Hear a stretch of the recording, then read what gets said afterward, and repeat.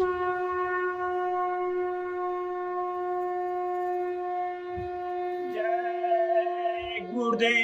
जय गुरुदेव। जय गुरुदेव। जय गुरुदेव। गुरुजी मोहि लीजे आज अपनाई। गुरुजी मोहि लीजे आज अपनाई। जब से तन मन संग बंधाना। जब से तन मन संग बंधाना। निज घर गया भुलाई। निज घर गया भुलाई। गुरुजी मोहि लीजे आज अपनाई। गुरुजी मोहि लीजे आज अपनाई। माया बहुविधि भोग रचाई। माया बहुविधि भोग रचाई। तामे रहूं लुभाई। तामे रहूं लुभाई। गुरुजी मोहि लीजे आज अपनाई। गुरुजी मोहि लीजे आज अपनाई। मन मूरख जग संग लिपटाना। मन मूरख जग संग लिपटाना। गुरु वचन नहीं पतियाई। गुरु वचन नहीं पतियाई। गुरुजी मोहि लीजे आज अपनाई। गुरुजी मोहि लीजे आज अपनाई। सुरत शब्द मार्ग जो पाया। सुरत शब्द मार्ग जो पाया। तामे नहीं लगाई। तामे नहीं लगाई। गुरुजी मोहि लीजे आज अपनाई। गुरुजी मोहि लीजे आज अपनाई। बिना में हर यह बस नहीं आवे। बिना में हर यह बस नहीं आवे। कस घट में उलटाई। कस घट में उलटाई।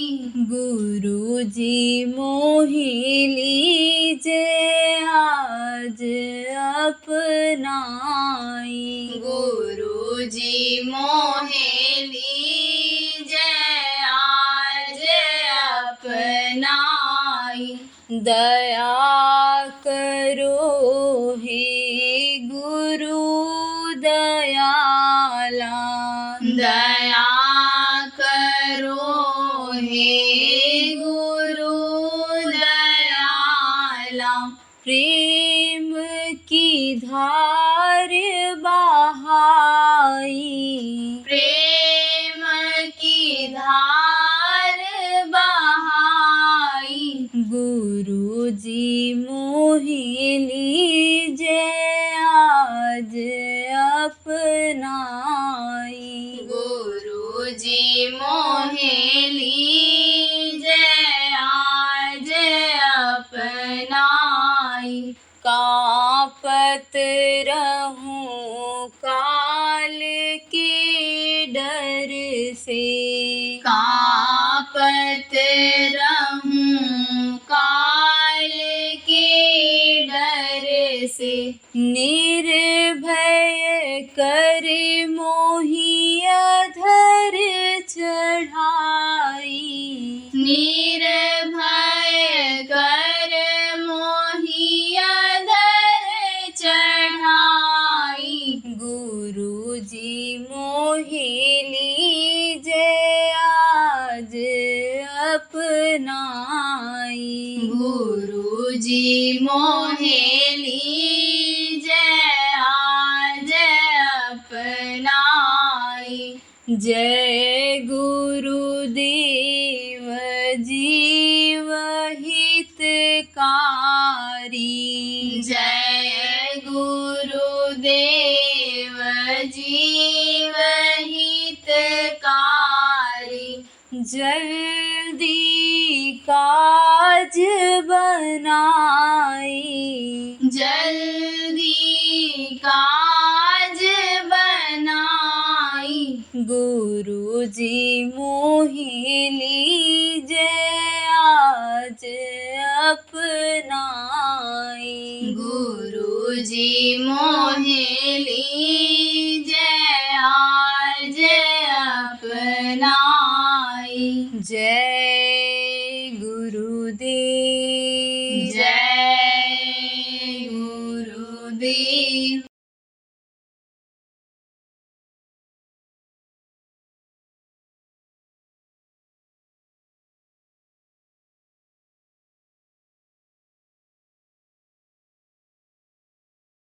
अब अच्छे और बुरे कर्म कैसे बनते हैं? आप देखो प्रेमियों, कुछ तो अनजान में आदमी कर बैठता है और कुछ जानकारी रहने पर करता है। जान करके करता है, किसके लिए करता है? जैसे किसी ने कह दिया जबान के स्वाद के लिए करता है, किसके लिए करता है? धन दौलत के लिए करता है, मान प्रतिष्ठा के लिए करता है। कैसे, ये भी बता दें। जैसे किसी ने कह दिया तुम्हारी गरीबी है, या तुम्हारे घर में बीमारी है, रोग है, या तुमको सम्मान वाली जगह जाना है, ऊंची कुर्सी पर बैठना है, पावरफुल जगह पर बैठना है, तो तुम मुर्गा काट करके, बकरा काट करके, भैंसा काट करके देवी देवता के मूर्ति के सामने चढ़ा दो, बस तुम्हारा सब काम बन जाएगा। तो वो न जानकारी में ऐसा कर दिया, लोभ के चक्कर में, लालच के चक्कर में, तकलीफ को दूर करने के लिए कर दिया, तो ये तो न जानकारी में हुआ पाप। और कुछ लोग तो जान करके भी कि जीव हत्या करना पाप होता है, लेकिन जीव हत्या करते, मछली मार करके लाते खाते हैं, बकरा काट देते हैं, मुर्गा काट देते हैं जबान के स्वाद के लिए। तो चाहे जान करके जहर खाओ और चाहे अनजान में जहर खा लो, तो जहर का असर तो आएगा आएगा। ऐसे ही कर्म लोगों के खराब हो गए, और ये जो बुरे कर्म बनते हैं जीव हत्या का, वही अंदर में हो जाता है जमा। उससे वो आँख हो गई बंद, जो माँ के पेट में खुली हुई थी वो हो गई बंद। बाहर आने के बाद उसी मांसाहारी माँ का दूध पिया, उसी मांसाहारी पिता के द्वारा परवरिश, परिवार के द्वारा परवरिश हुआ, तो उसका असर आता गया और प्रभु का दर्शन हो गया बंद। आप समझो कि जैसे सांप के अंदर से मणि निकल जाती है तो सांप छटपटाता रहता है और छटपटा करके मर जाता है, ऐसे राम नाम दीप धरते दे द्वार, जो गोस्वामी जी महाराज ने कहा वो बड़ी है अंदर की, वो गई खो। तो अब छटपटा रहा है, परेशान है, क्योंकि अंधेरा अंधेरा जीवन में हो गया। आंख बंद करो तो अंधेरा, कहते हैं अंधेरा ही अंधेरा हो गया, कुछ दिखाई नहीं पड़ता है, क्या करें, हर तरह से परेशानी आ गई। तो प्रेमियों, कहने का मतलब ये है कि ये कर्मों का लग गया पर्दा। यही कारण है, देखो बहुत सा पूजा पाठ लोग करते हैं। मैंने बताया ये धर्मपरायण देश है, भारत देश धर्मपरायण माना जाता है, धार्मिक देश माना जाता है। आपके देखो यहाँ जगन्नाथपुरी और अन्य स्थानों पर दूर दूर से लोग आते हैं कि भाई चलो, वहाँ चलने से हमको फायदा होगा, मुक्ति मोक्ष मिलेगा, तरह तरह की बातें लोग समझा करके लाते हैं और आते भी हैं। लोग अरे आवाज सुनाई पड़ रही है आप लोगों को? आवाज सुनाई पड़ रही सबको? अच्छी बात है। तो आप ये समझो प्रेमियों, ये धर्मपरायण देश है, यहाँ पर संत महात्माओं का आना जाना लगा रहता है। तो बहुत आयोजन यहाँ होते हैं, जगह जगह पर धार्मिक अनुष्ठान होते रहते हैं, लेकिन फायदा नहीं मिलता है। क्यों? क्योंकि वो खुश नहीं होते हैं, और जिनको खुश करना चाहते हैं देवता खुश नहीं होते। क्यों नहीं खुश होते हैं? इसलिए कि गंदे शरीर से पूजा पाठ करते हैं। ये देखो, जो पेट में खाते हो उसी का खून बनता है, और खून रग रग में फैलता है। कहीं भी काटोगे, शरीर में कहीं भी काटोगे तो खून निकलेगा, और उसी का खून बनता है। तो रग रग में वो गंदा खून फैला हुआ है। तो हाथ से ही तो हवन करते हो, हाथ से ही तो फूल चढ़ाते हो, हाथ से ही तो पत्ते चढ़ाते हो, हाथ से ही हवन करते हो, हाथ से ही धूप अगरबत्ती करते हो। पैर से चल करके देवी देवता जिनको मान लिया ये भगवान है, उनके पास स्थान पर जाते हो, मुंह से स्तुति पढ़ते हो, मुंह से श्लोक पढ़ते हो। तो ये सब तो गंदा है, कहाँ से कबूल करेंगे वो? मंदिर है, ये बना है पीछे। अब इसमें अगर आप गंदी चीज लेकर के डाल दो तो कोई पूजा पाठ वहाँ करेगा? कहेंगे यहाँ कबूल नहीं होगा पूजा पाठ। मस्जिद कोई बनाए, नमाज कोई पढ़ता है गंदी जगह पर? नहीं। इसलिए इसको साफ सुथरा रखो, इसके अंदर कोई गंदी चीज मत डालो। गंदी चीजें क्या हैं? इन्हीं मांस को गंदा कहा जाता है। मांस, मछली, अंडा, ये सब गंदी चीजें हैं। आप देखो, ये मनुष्य का भोजन नहीं है। मनुष्य का भोजन क्या है? जड़ वस्तु। आप देखो प्रेमियों, आहार के लिए उन्होंने बनाया, आहार बनाया। आहार किसको कहते हैं? मनुष्य के लिए बनाया। ये पेड़ पौधे से पैदा होने वाली, निकलने वाली चीजें, ये समझो कि मनुष्य के लिए बनाया। जैसे आपके यहाँ चावल होता है, आप समझो चावल है, नारियल है, आम है, अमरूद है, ये सब फल, ये क्या है? ये जड़ है। ये एक जगह से इनके जड़ है, इनका जड़ एक जगह से दूसरी जगह नहीं जा सकता है, ये पेड़ नहीं जा सकता अपनी इच्छा से, ये है जड़। तो ये किसका भोजन है? मनुष्य का भोजन है। चेतन का भोजन है, लेकिन वो किसका भोजन कौन है? कि जैसे आप देखो चूहा, बिल्ली, आप देखो इनको कौन खाता है? इनको उनसे बड़े जो जानवर होते हैं, जैसे आप समझो कुत्ता है, जैसे शेर है, जैसे अन्य है, उनके बने हैं। तो इनकी पहचान भी बना दिया उसे कि कौन मांसाहारी है, कौन शाकाहारी है, ऐसा बना दिया। कैसे बनाया भी बता दें। देखो, ये जो मांसाहारी जानवर होते हैं, मांस खाते हैं, मांस खा करके वो जी सकते हैं। बचपन से लेकर के बुढ़ापे तक कुत्ते को, बिल्ली के बच्चे को, बिल्ली को, इनको आप अगर शेर को मांस खिलाते रहो तो वो जैसा अपना व्यवहार बर्ताव करते हैं उनमें फर्क नहीं पड़ेगा। बिल्ली में बोलेगी, कुत्ता भूकेगा, लेकिन मनुष्य के बच्चे को शुरू से अगर आप मांस खिलाने लग जाओ तो दिल दिमाग बुद्धि जैसे अभी आपका काम कर रही है उनका काम नहीं करेगी। तो उनका मैदा जो है वो मांस खाने का ही है, आराम से हजम करता है, और आदमी को नहीं हजम करता। कच्चा मांस खा लेते हैं, और मांस खाने वाले मनुष्य जो है वो फिर पकाते क्यों हैं कि वो जब घुल जाए, गल जाए, तब हजम होगा। तो उनका मैदा उस तरह का है, इनकी बनावट अलग है। जैसे शेर है, कुत्ता है, बिल्ली है, इनकी आंखें गोल होती हैं और चमकती हैं, और रात को भी चमकती हैं, ये दिखाई पड़ती हैं दूर से कि कोई जानवर बैठा हुआ है। और ये जानवर भी रात में दूर तक देखते हैं, कुत्ते को देखो रात में भूत दिखाई पड़ता है, भूत ज्यादातर रात में ही दिखते हैं, उजाले में नहीं आते हैं।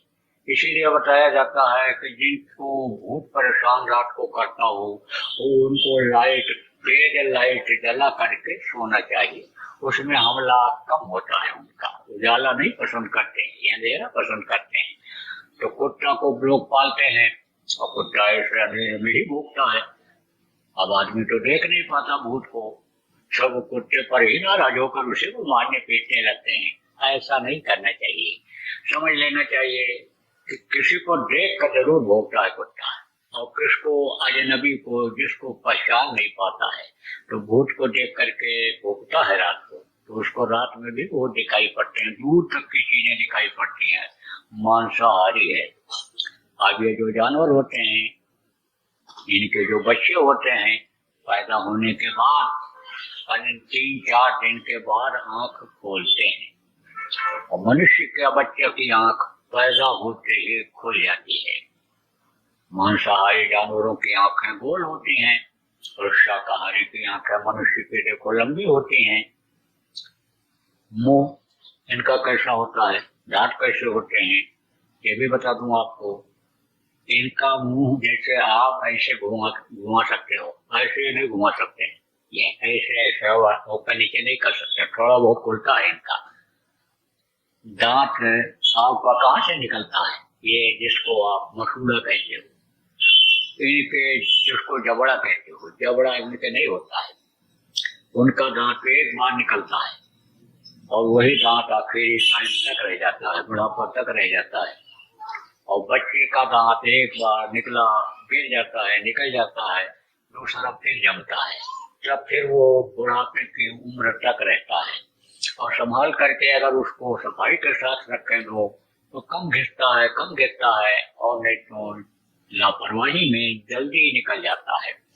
तो आपको समझने की जरूरत है कि उनके दांत, यानी जानवरों के दांत एक बार निकलते हैं, उनके दांत नुकीले होते हैं, और आदमी के दांत नुकीले नहीं होते हैं, चपटे होते हैं। और उनका जो दांत होता है जहां भी लगता है, लगते ही समझो कि मांस को निकाल लेता है, नुकीला होता है। आदमी का ऐसा नहीं होता है। इसीलिए देखो कड़ी सी कड़ी चीजें वो खा डालते हैं, और समझो कि कुत्ता हड्डी को काटता है, कुत्ता ऐसे नोचता है हड्डी को, और हड्डी कटती है, हालांकि वही हड्डी उसके जबड़े में घुस जाती है, और वो ये समझता है जब उसका खून निकलता अंदर जाता है तो वो ये समझता है कि हड्डी से खून निकल रहा है, लेकिन कोशिश बराबर वो उसको काट करके खाने की करता रहता है। देखो वो जब खाते हैं कौन, मांसाहारी जानवर, तो वो ऐसे पकड़ते हैं और मुंह को खोलते हैं, फिर बंद करते हैं, फिर मुंह को खोलते हैं और ऐसे चप चप ऐसे खा करके और निकल जाते हैं। और आदमी जब खाता है तो मुंह को बंद करके तब खाता है और चबाता है और इधर उधर घुमाता है और रस लेता है जीभ का और फिर अंदर जाता है उसका। तो ये उसके मुंह की बनावट है। इनको पसीना जानवरों को कम आता है, मनुष्य को ज्यादा आता है। आप ये समझो कि ये सीधे ऐसे खड़े नहीं हो सकते, जैसे आप ऐसे खड़े हो सकते हो, ऐसे आप इसको ऊपर करके आसमान को देख सकते हो, अपनी गर्दन को घुमा करके पीछे देख सकते हो दोनों तरफ। लेकिन ये मांसाहारी जानवर, इनके शरीर की बनावट अलग है, अंदर का मैदा इनका अलग है, मनुष्य का अलग है, इनका खून अलग है, मनुष्य का खून अलग है। इसीलिए मना किया जाता है कि खून को बेमेल मत होने दो। देखो प्रेमियों, जितना आदमी बीमार पड़ता है ये जानवर बीमार नहीं पड़ते हैं। कारण यही है कि नियम संयम का ये पालन करते हैं। जो जानकारी इनको अपने परिवार वालों से मिली, माता पिता से मिली, उस जानकारी के अनुसार ये काम करते हैं। लेकिन आदमी क्या करता है, आदमी अपने मन के मुताबिक करने लग जाता है, वो छोड़ देता है, इसलिए ज्यादा परेशानी आती है।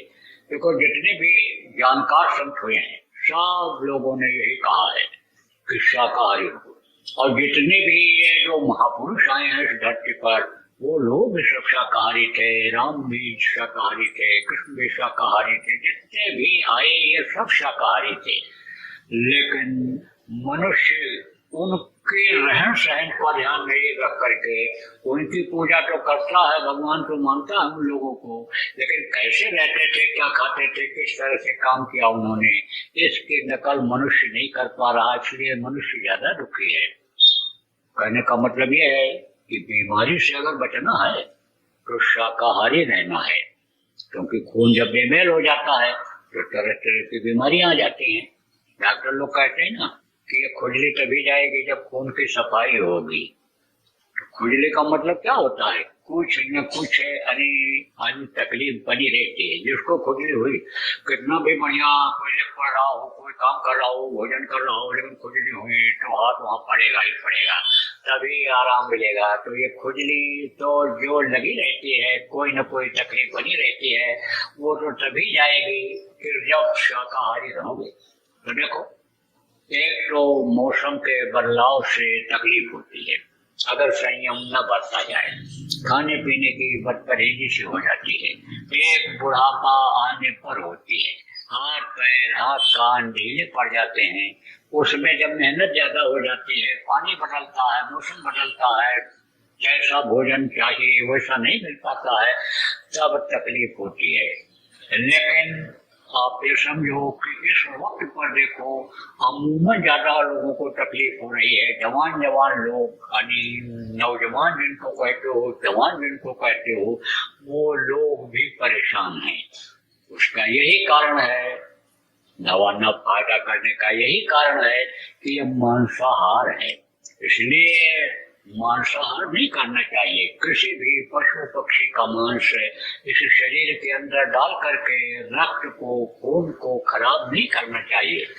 तो देखो प्रेमियों, जैसे मैंने आपको बताया कि मंदिर जब गंदा हो जाता है तो वहाँ कोई पूजा पाठ नहीं करता है। क्यों नहीं करता है? कि यहाँ पूजा पाठ करने से भगवान खुश नहीं होंगे।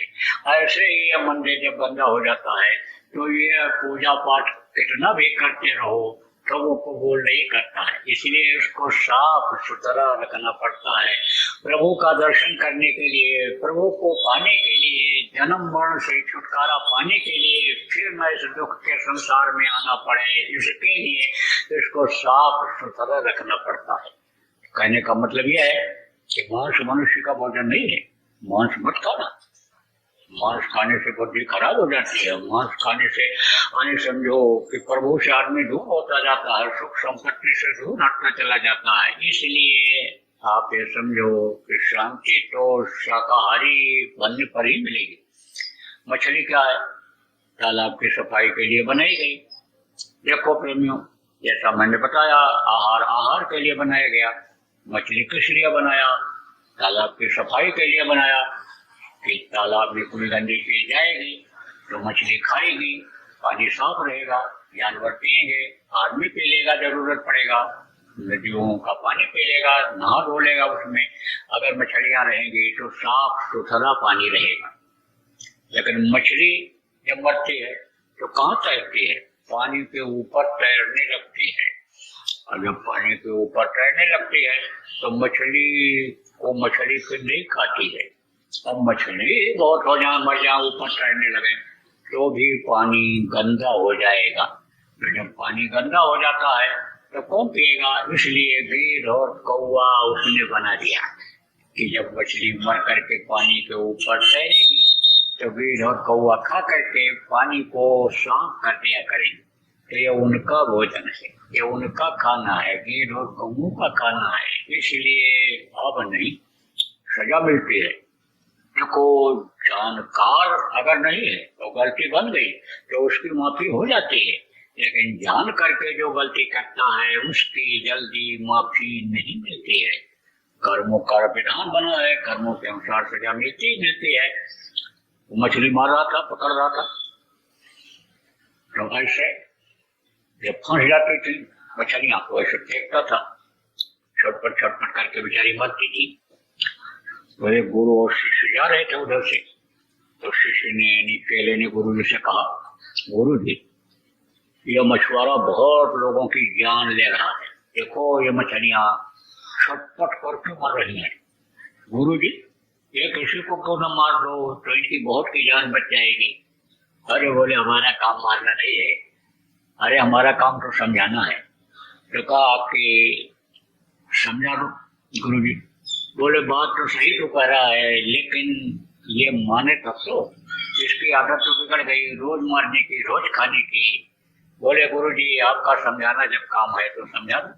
तो गए समझाया, बहुत खूब समझाया। सब में जान है, सब में जीव है, और प्रभु इसके जीव को मारोगे प्रभु नाराज हो जाएगा, सजा दे देगा, इस पर दया करनी चाहिए, दया धर्म है, बहुत कुछ समझाया। बोला अरे जाओ जाओ बाबा, अरे अपना काम देखो, हम नरक जाए चाहे स्वर्ग जाए हमसे इससे मतलब नहीं है, हमारा तो यही भोजन है, पेट नहीं भरेगा मछली नहीं खाएंगे तो आप लाओ। नहीं माना, चला गए, चले गए। कुछ दिन के बाद उधर राजस्थान में जा रहे थे वही दोनों शिष्य और गुरु, वही दोनों उधर जा रहे थे। तो एक ऊंट पड़ा हुआ था।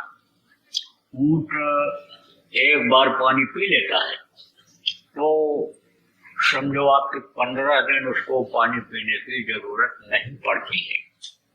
लेकिन रेगिस्तान में उधर पानी की बड़ी कमी है, तो जब एक जगह से दूसरी जगह लोग ऊंट पर सामान रख करके ले जाते हैं और पानी नहीं मिलता है, पानी से तड़प करके, पानी समझो प्यास से समझो कि गिर जाता है, तब ऊंट को जल्दी कोई उठाता नहीं है।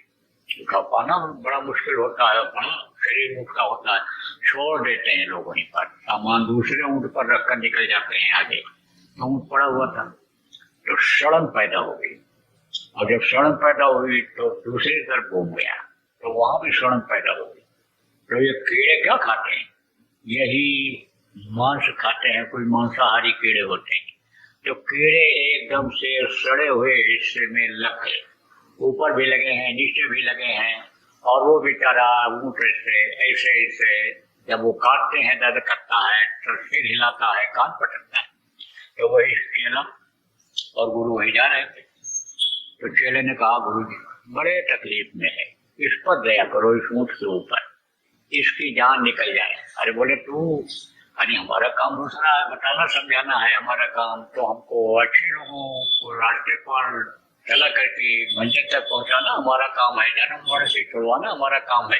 ये तो काम जिसके देश में ये रह रहा है उसका काम है सजा देना, उसका काम है दया करना, ये वो करेगा, तुम चलो अपना काम दे। तब बोला गुरु जी बड़े तकलीफ में है, दया करो इसके ऊपर।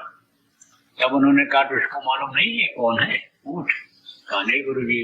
बोले ये वही मछुआरा है जो मछली मार रहा था, पकड़ रहा था, और ये जितनी मछलियां उसने मारी थी ये वही कीड़े बन करके अब इसके खून को पी रहे हैं। इसको अब काट काट करके जैसे तड़पा तड़पा करके मारा था, ऐसे ही इस ऊंट को अब ये तड़पा तड़पा करके मारेंगे। ये कर्मों की बच्चा सजा देता है, वो जिसके देश में ये है तुम रहते हो, मनुष्य ने जिसने दिया है वो इसी तरह से सजा देता है।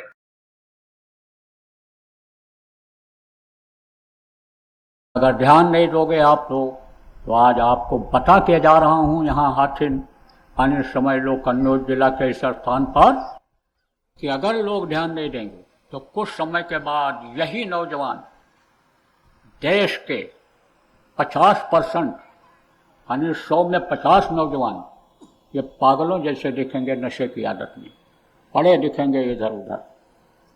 दुर्घटनाएं बढ़ती चली जाएंगी, अकाल मृत्यु में चले जाएंगे, प्रेत योनियों में चले जाएंगे।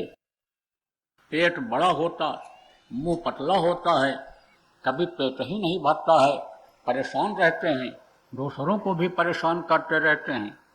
तो जब यही बच्चे आएंगे आपको ही लग जाएंगे प्रेत योनि में जो चले जाएंगे, तो चैन की रोटी खा पाओगे कि कुछ कर पाओगे? इसलिए ध्यान देने की जरूरत है। जय गुरुदेव।